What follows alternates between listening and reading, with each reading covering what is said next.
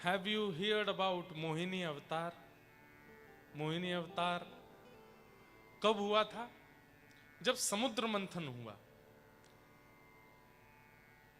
समुद्र मंथन हुआ देवता और राक्षसों के बीच में, दैत्यों के बीच में समुद्र मंथन हुआ था। और उस समुद्र मंथन में जैसे ही स्वर्ग कलश प्रकट हुआ, दैत्य उसको लेकर के भाग गए। तब देवताओं ने जाकर के भगवान से प्रार्थना की कि अमृत तो सारे दैत्य ले गए, अब हम क्या करें? तो भगवान बोले चिंता मत करो, मैं कुछ करता हूं। तो भगवान मोहिनी बन करके आए। इतने सुंदर बनकर के ठाकुर जी आए, इतने सुंदर बनकर के आए। आहा, वो गजगामिनी चाल, वो मृग जैसे, हिरण जैसे नेत्र, वो इधर इधर तिरछी नजर से देखना सबको घायल कर रहा था। दैत्यों के हाथ में अमृत था, लेकिन जैसे ही मोहिनी को आते हुए देखा, दैत्यों ने अमृत तो नीचे रख दिया। बोले कि अब तो यही है अमृत, अब तो यही चाहिए हमें, और कुछ नहीं चाहिए। दैत्यों ने जाकर के मोहिनी जी से कहा कि हमको अमृत मिला है, पर हम चाहते हैं कि तुम अपने हाथों से पिलाओ, इतनी सुंदर हो, तुम्हारे हाथों से पीकर के हम कृतार्थ हो जाएंगे। तो मोहिनी भगवान बोले एक काम करें। बोले क्या? ये जो कलश में अमृत है ना, गाढ़ा गाढ़ा अमृत तो सब नीचे है, पतला पतला अमृत ऊपर है। तो पहले मैं देवताओं को पिला देती हूँ, पतला पतला सारा उनको पिला देंगी, गाढ़ा गाढ़ा नीचे का जो बचेगा वो तुम लोगों को पिला देंगे। दैत्य तो इतने मोहित हो गए तो मोहिनी पे बोले तुम जो चाहे वो करो, जाओ पिला दो देवताओं को, हम वेट करेंगे यहां पर। मोहिनी भगवान जैसे अमृत कलश लेकर के गए देवताओं के पास। देवताओं को पता था कि भगवान ने मोहिनी रूप धारण किया है, लेकिन इतने सुंदर बन के ठाकुर जी आएंगे ये देवताओं को भी नहीं पता था। जैसे ही भगवान मोहिनी अमृत कलश लेकर के आए, तो यहां जो दैत्यों की हालत हुई वही देवताओं की भी हो गई। देवता भी सब मोहित हो गए। कितनी सुंदर हो आप, मुझसे ब्याह कर लो। देवता ही सब आगे पीछे घूमने लगे, सूर्य, चंद्र, इंद्र, वरुण, सब आगे पीछे सब घूमने लगे। बोले हमसे ब्याह कर लो, हम तो तुमसे ही ब्याह करेंगे, तुम कहोगे तो तुम्हारे लिए स्वर्ग छोड़ देंगे, तुम कहोगे तो चंदा तारे तोड़ लाएंगे तुम्हारे लिए, तुम हमसे ब्याह कर लो बस। मोहिनी भगवान धीरे धीरे बोले मैं नारायण हूं। बोले वो तो सब बात की बात है, अभी तो तुम मोहिनी हो, तुम तो बस हमसे ब्याह करो।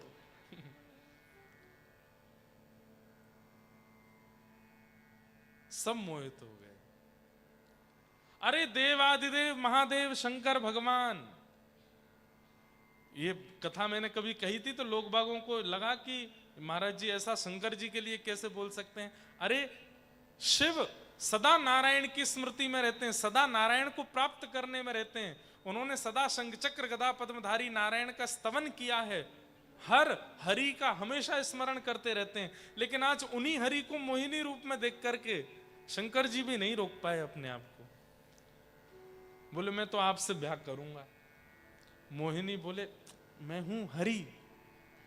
बोले फिर तो 100% ब्याह करूंगा। बोले अभी तक तो आप मेरे उपास्य थे, पर आज आपको मोहिनी रूप में देख करके तो अब तो वरमाला कहाँ है, लाओ अभी डालता हूं।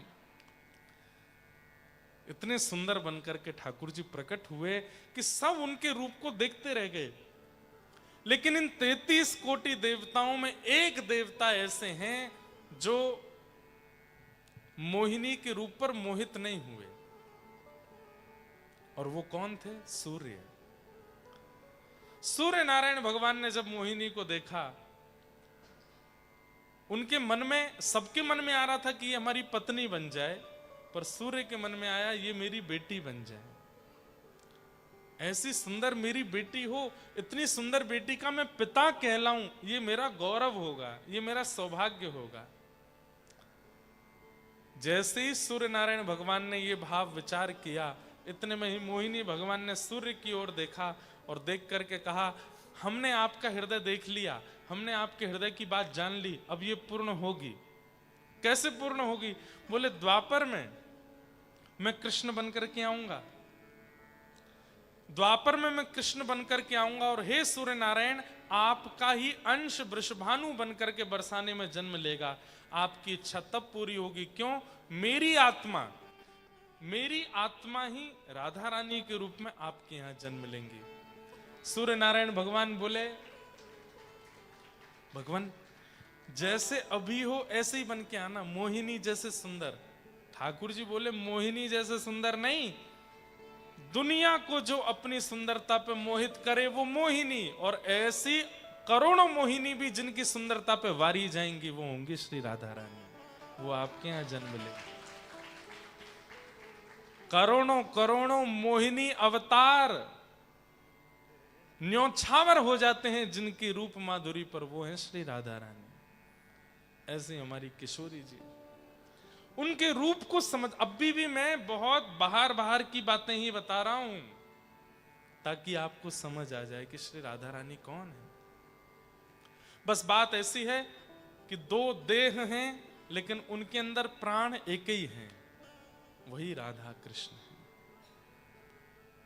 बस देह दो हैं। ऐसा वर्णन आता है कि रुक्मणी जी ने, भगवान कृष्ण का जब ब्याह हो गया रुक्मणी जी से, उसके बाद जब कुरुक्षेत्र में व्रजवासी और द्वारिका वासियों का मिलन हुआ, तब रुक्मणी जी किशोरी जी का रूप देखने के लिए गई थी कि वो कैसी हैं। वो कथा तो बहुत सुंदर है, सुनी होगी आपने। रुक्मणी जी सब भगवान की पटरानियां राधा रानी का रूप देखने के लिए गईं और बड़े अहंकार में गई हैं कि हमसे ज्यादा सुंदर थोड़ी होंगी। ये 24 घंटा कृष्ण जिनका स्मरण करते हैं, 24 घंटा कृष्ण जिनकी याद में रहते हैं, वो राधा रानी हमसे ज्यादा सुंदर थोड़ी होंगी। क्यों? अरे स्वर्ग की बड़ी बड़ी अप्सराएं उर्वशी आदि भी जब द्वारिका आती है ना तो घूंघट करके घूमती हैं। क्यों? रुक्मणी आदि पटरानियों के आगे उनकी सुंदरता फीकी लगती है, इतनी सुंदर है। स्वर्ग की अप्सरा कम सुंदर नहीं है। उर्वशी आदि अप्सराएं बहुत सुंदर हैं, लेकिन वे भी रुक्मणी जी के आगे फीकी लगती हैं, इतनी सुंदर हैं रुक्मणी जी और भगवान की पत्नियां। लेकिन आज उन पत्नियों को पता चला कि राधा रानी आई हैं, तो अहंकार में दर्शन करने के लिए जा रही हैं। हम देखें तो सही है कैसी राधा रानी। तो जैसे ही व्रज के शिविर में प्रवेश किया, भीतर जाके पूछा राधा रानी कहाँ है? बोले वो सामने वाले कैंप में बैठी हैं।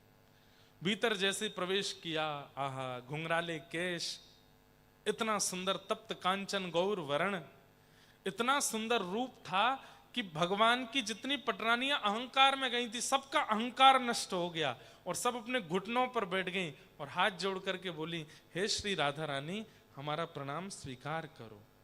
इतने में ही वो कन्या बोली, नहीं नहीं मैं राधा रानी नहीं हूं, मैं तो उनकी चरणों की दासी हूं। राधा रानी तो भीतर बैठी हैं। रुक्मणी जी एक दूसरे के मुख की ओर देखती हैं। हम इतने अहंकार में भर के राधा रानी को देखने के लिए गई, उनकी दासी हमारे चित्त के अहंकार को नष्ट कर रही है, तो राधा रानी क्या करेंगी? विचार करो। राधा रानी अंदर हैं? बोले हाँ। जैसे ही अंदर प्रवेश किया तो और सुंदर स्वरूप, उस स्वरूप को देख करके 8 पटरानियां गई थी भगवान की, 3 तो वहीं मूर्छित हो गई, इतनी सुंदर। सबने प्रणाम किया, बोले ये तो निश्चित राधा रानी है, राधा रानी हमारा प्रणाम स्वीकार करो। तब उन्होंने कहा, नहीं नहीं नहीं नहीं मैं राधा रानी नहीं हूं, मैं तो उनकी दासी हूं, राधा रानी तो भीतर बैठी है। दर्शन करने 8 गई थी, रह गई केवल 4, बाकी की 4 तो बाहर ही रह गई। बोले कि हम दासियों की सुंदरता के आगे फीकी पड़ रही हैं, राधा रानी के आगे क्या होगा हमारा हाल। अंत तो गत्वा सब फीके पड़ गए, जैसे तैसे रुक्मणी जी रह गईं। रुक्मणी जी ने जब प्रवेश किया भीतर तो क्या देखती हैं? असंख्य असंख्य सुंदरी नारियां चारों ओर बैठी हैं। ऐसा ऐसा सौंदर्य है उनका कि एक एक के रूप के गुण अगर बखान किए जाएं तो पूरी पृथ्वी को कागज बना करके, वृक्षों को स्याही, वृक्षों को कलम बना करके, समुद्र को स्याही बना करके भी लिखा जाए तो वहां बैठी नारियों की सुंदरता नहीं बताई जा सकती। और उन असंख्य सुंदरी नारियों के मध्य में श्री किशोरी जी बैठी। रुक्मणी जी तो देख करके यह भी भूल गई कि मैं कौन हूं, इतनी सुंदर राधा रानी।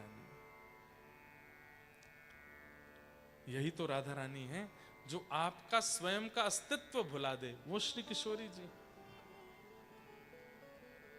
रुक्मणी जी देख करके, दर्शन करके कहते हैं कि जो रुक्मणी जी सदा श्री कृष्ण की दासी रही, आज राधा रानी को देख करके कहती हैं कि मैं द्वारिका छोड़ने को तैयार हूं, लेकिन आपको नहीं छोड़ूंगी, मैं आपके चरणों की दासी बनना चाहती हूं, मुझ पर कृपा करो।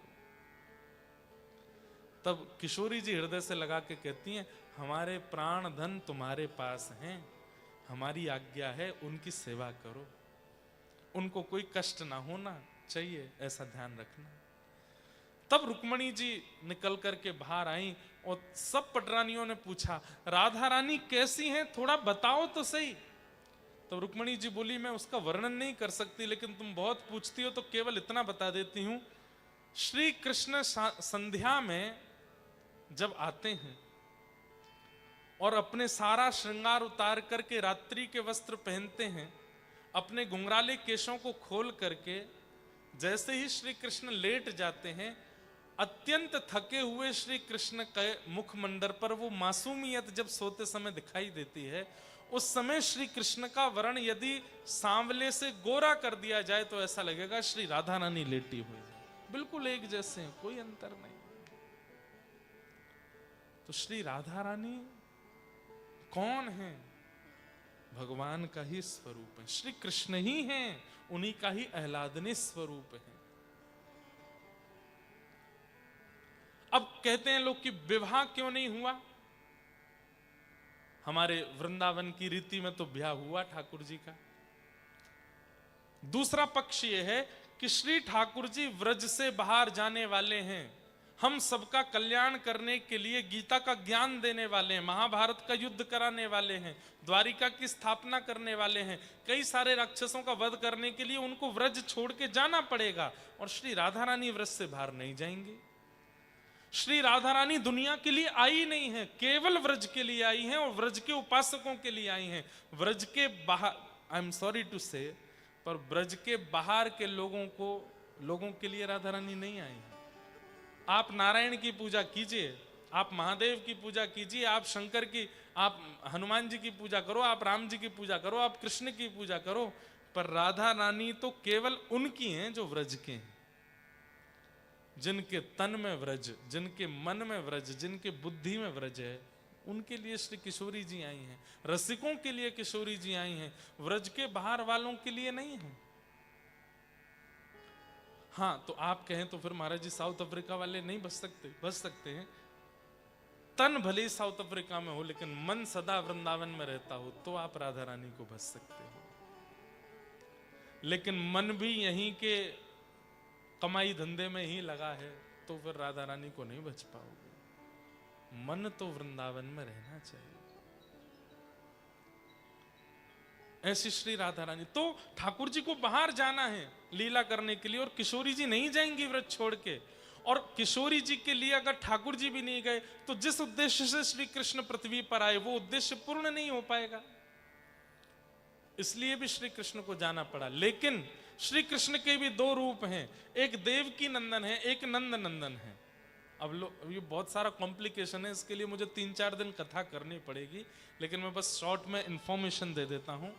नंद नंदन कृष्ण कौन है? जो कभी सुदर्शन हाथ में नहीं लेते, जो कभी गदा हाथ में नहीं उठाते, जो कभी चतुर्भुज नहीं होते, केवल 2 भुज रहते हैं, वंशी का नाद करते हैं, वो नंद नंदन कृष्ण कभी वृंदावन से बाहर नहीं जाते। और उनका विवाह श्री किशोरी जी से हुआ है, वो सदा वृंदावन में ही रहते हैं। वृंदावन में आपको कोई भी मंदिर चतुर्भुज भगवान का नहीं मिलेगा, सारे 2 भुज भगवान और केवल वंशी बजा रहे हैं। मतलब वहां प्रभाव नहीं है ठाकुर जी का, वहां ऐश्वर्य नहीं है ठाकुर जी का, वहां केवल प्रेम है। उन प्रेमी कृष्ण का विवाह किशोरी जी से हुआ है, बांडीर वन में ब्रह्मा जी ने कराया।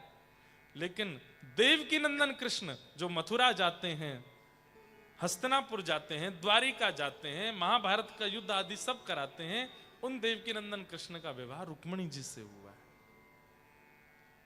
आप कहोगे Maharaj ji, is there 2 Krishna? They are not 2 Krishna. आप मिट्टी के कण गिन सकते हो, लेकिन कृष्ण को नहीं गिन पाओगे, इतने कृष्ण हैं। ये पूरा ब्रह्मांड कृष्ण में है, सब जगह कृष्ण है। लेकिन प्रभाव के कृष्ण और स्वभाव के कृष्ण ये दो हैं। जैसे कि अभी मैं व्यासपीठ पर बैठा हूं, यहां पर बैठकर के मैं कथा कर रहा हूं, यहां मेरे प्रभाव ज्यादा है। ये गुरु जी हैं, महाराज जी हैं, इंद्रेश जी हैं, व्यास जी हैं, इनको प्रणाम करो। पर मैं जब अपने घर पर हूं, अपने माता पिता परिवारी जनों के साथ में हूं, वहां मैं स्वभाव का इंद्रेश हूं, वहां मैं प्रभाव का नहीं हूं। ऐसे ही ठाकुर जी के भी दो रूप हैं, प्रभाव के श्री कृष्ण और स्वभाव के श्री कृष्ण। स्वभाव वाले वृंदावन में रहते हैं, प्रभाव वाले पूरी दुनिया में भ्रमण करते हैं। प्रभाव वालों से विवाह रुक्मणी जी का होता है, स्वभाव वालों से विवाह श्री राधा रानी का होता है। अब हम क्या जानते हैं? प्रभाव वाले कृष्ण को जानते हैं और वृंदावन की राधा रानी को जानते हैं, स्वभाव वाले कृष्ण को नहीं जानते। तो ये प्रश्न मन में आता रहता है कि राधा रानी का ठाकुर जी से ब्याह क्यों नहीं हुआ? हुआ है, वृंदावन में हुआ। वृंदावन में दोनों रमण करते हैं, विहार करते हैं। तो इस प्रकार से भगवान की आह्लादनीय शक्ति ही श्री राधा रानी के रूप में प्रकट हुई।